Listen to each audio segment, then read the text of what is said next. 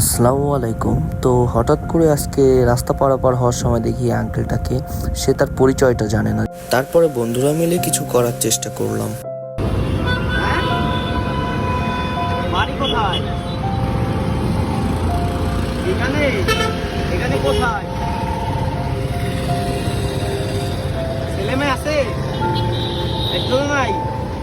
বাসার ফ্যামিলি কেউ জানেন না? এমনি মূলত আপনার ঠিকানা